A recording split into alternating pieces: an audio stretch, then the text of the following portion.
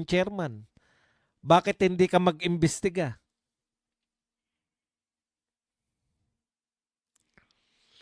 Konti lang po yung kumukontra dyan kay Libiste. Mukha lang marami kasi buong media. Pwera SMNI, pwera Net25. Yun na lang mga mapagkakatiwalaan eh. Correct. Bakit hindi mo ituloy yung Blue Ribbon Committee investigation? Congratulations muli kay BP Sara. Paakyat na po ang trust rating ni BP Sara at lahat po ng mga rating umaakyat na po, no? Samantalang ito pong si BBM papunta na po na negative. May utang pa raw. Hindi po, ang ibig sabihin po na negative, mas marami po ang hindi nagtitiwala kaysa sa nagtitiwala. Ayan po yun. Nakita nyo naman dyan, no?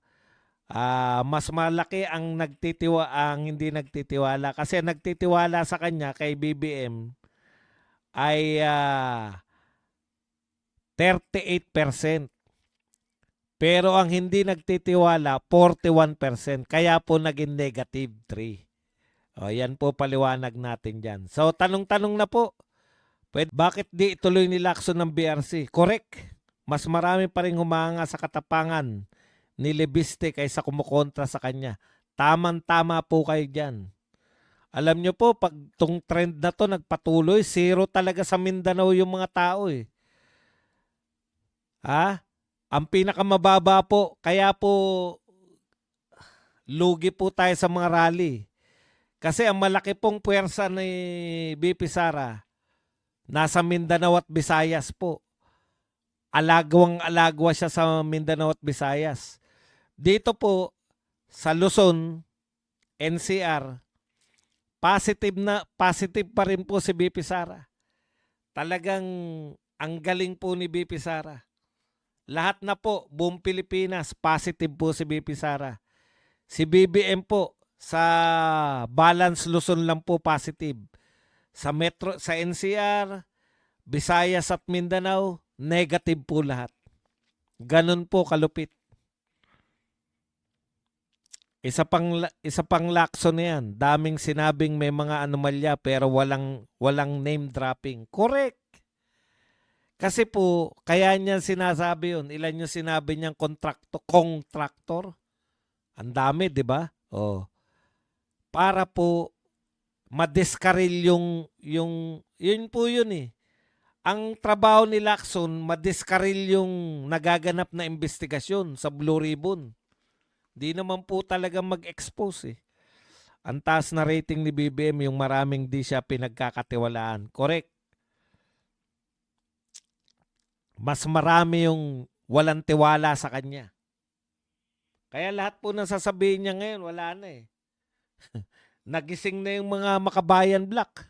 Sabi na Makabayan Black, budol. Kami po, matagal na po naming sinasabi yan na panay pambubudol lang yan. Matagal na namin sinasabi na walang makukulo.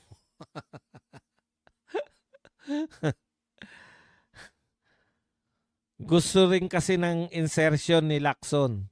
Bale, black door negotiation ang type niya. Oy, dito sa mga Filipino boy, good evening and shoutout po Kuya Host Badong. Merry Christmas. Hazel Aquino, tinatago pa nga niya ang totoong mga salarin. Hazel Aquino, magaling si Claring sa kasinungalingan lalo na pag nasusukol na ang boss niya. Claring, di nyo matatagon sa damakmak na corruption. Gob ni BBM. Amik, narito pala sa kabila si Amik. Siya ka totoo si Kong Lebiste. Nag-aral siya sa Yale, USA. Wala pa rin nakukulong Boss Buds. Alam naman natin lahat na budol lang yan. Wala tayong asahan dyan. Boss Badong, sabi ni Tito Sen, gagawa daw ng bagong ICI next year. Ayan nga eh, di ba?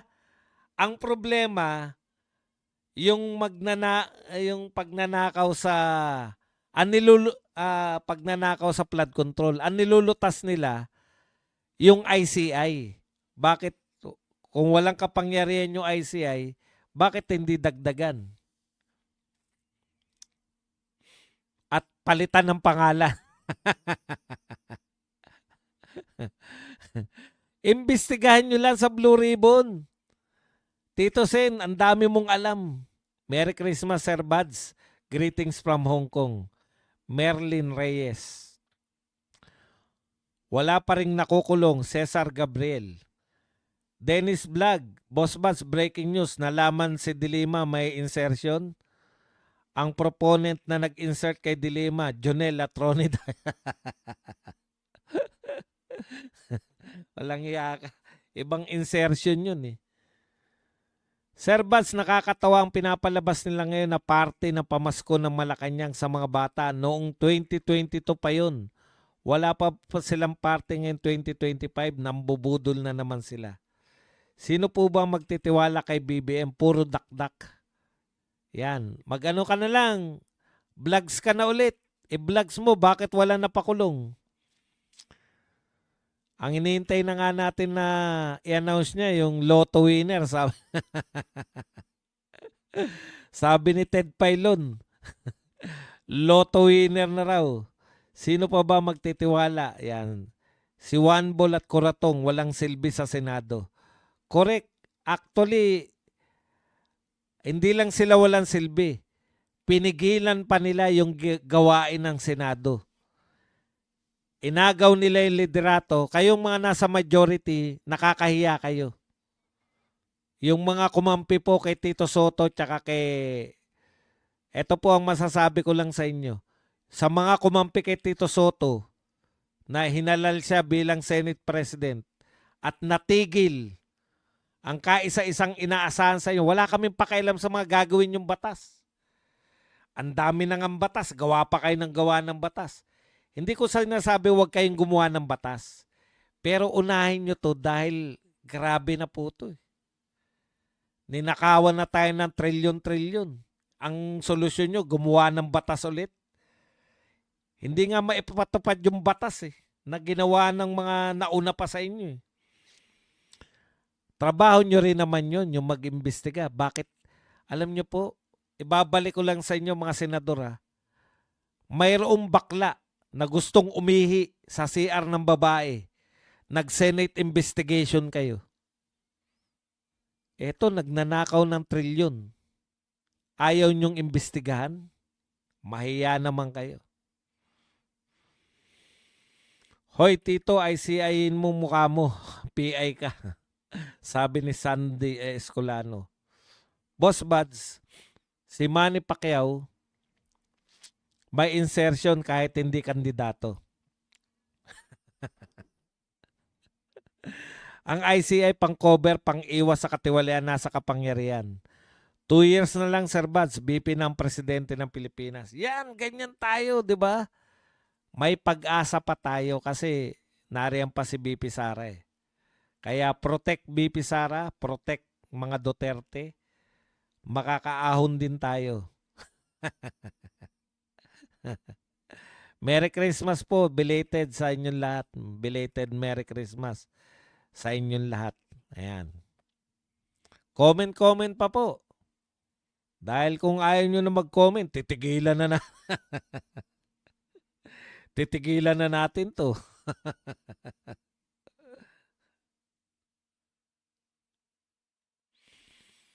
2 years na lang. Si BP na raw.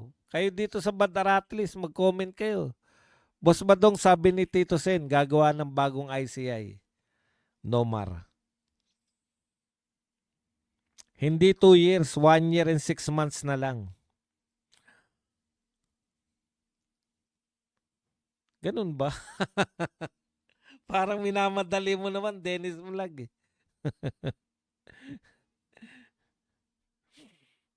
1 year na lang. Hindi Hindi 1 year. 1 year, 2027.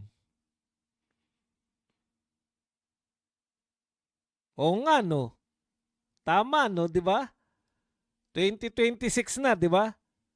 Pag nabuo yung 2026, 2027, tama ka, Dennis. Ha?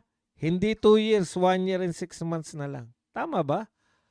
Ay, hindi, 2028. 2 years and 6 months. Natuwa na ako. Ang saya nga nung March 9, 2025, Sir Bads, nakita ko talaga si Tatay Digong at BP. Nagpunta ka ba ron? Sa ano? Sa may Hong Kong. Yan. Mabuhay kayo dyan. Kayo na huling nakakita kay Tatay Digong ng malaya pa. Kasi paglapag dito, wala na eh. June of 2022 ang upo ng new president. 2 years pa nga. Ikaw na, huwag mo masyado madaliin. 2 years and 6 months. Yan.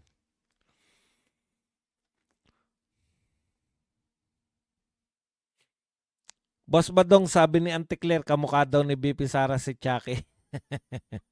Ang ganda-ganda ni BP Sara eh. Ang pag-asa natin si BP Sara para mawala yung mga demonyo. Ayan. Kaya ginagawa po nila ang lahat. Kasi pag si BP Sara na po nakaupo, alam na. Di ba?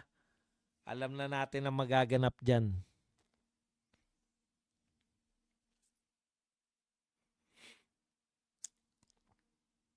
Hanggang June 2028 nga naman. At syempre, ang pinaka the best na panalangin natin,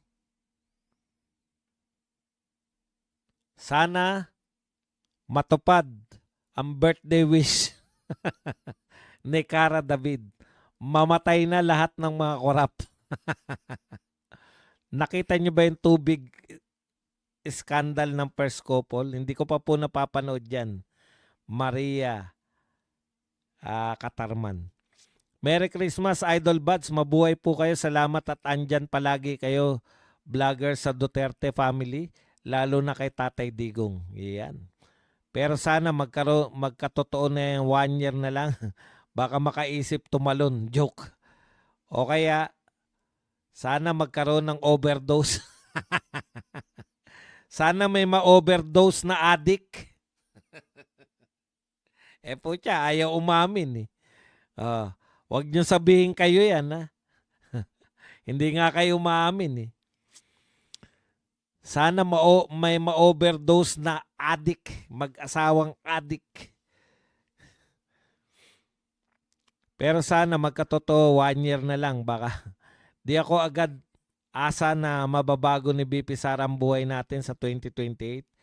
Pero may malaking pag-asa ako dahil kaya niyang buwagin crocodile farm sa Kongreso at sa pahirap na oligarko.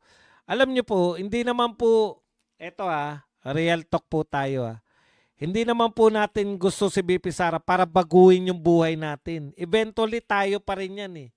Ang ayaw lang nga natin, mahirap na nga yung buhay ng mga mahirap.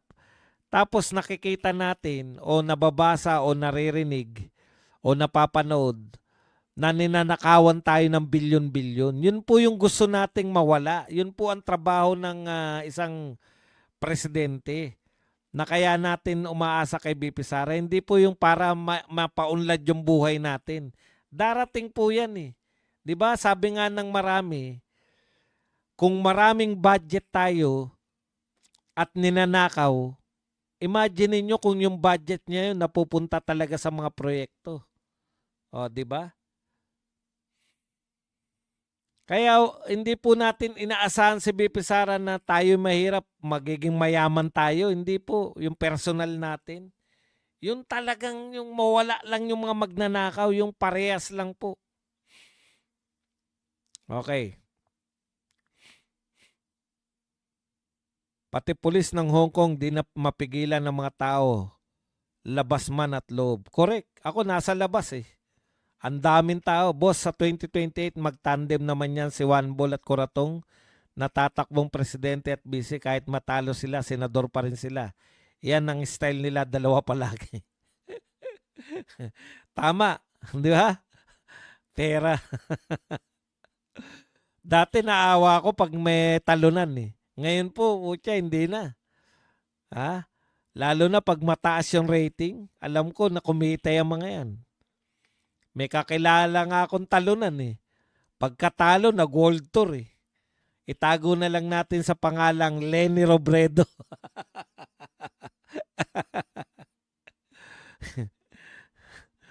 Boss, pag presidente na si BP, a-attend kaya si BBM sa turnover ceremony sa palasyo? Ewan lang natin. Baka magtago na agad. Worrisome yung birthday wish ni Cara David. Bakit tila dinidelay ang 2026 JR budget para ba ma-reenact ang 2025 budget? Paldo na naman sila. Palpak po eh. Na nakita na natin ngayon, ang dadaldal ng mga senador. Hindi kami papayag na mayroong unprogrammed funds. Pucha, pagka nung inaprobahan nila, merong unprogrammed funds. Hindi tayo papayag na may insertion. Pucha, wala nang tiwala sa inyo mga tao. O nga, 1 year, 6 months na lang. Hindi. Mali lang tayo ng kwenta. Boss Bas, 2 YouTube channel mo. Marami po ako YouTube channel.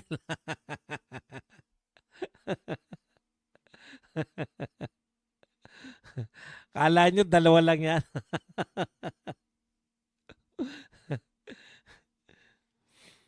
Maghihirap tayo dahil magbabayad pa tayo ng utang 5 years pa ata bago makaluwag-luwag. Meron pa akong Pindot na TV. Meron pa akong Lakbay Badong. At marami pa.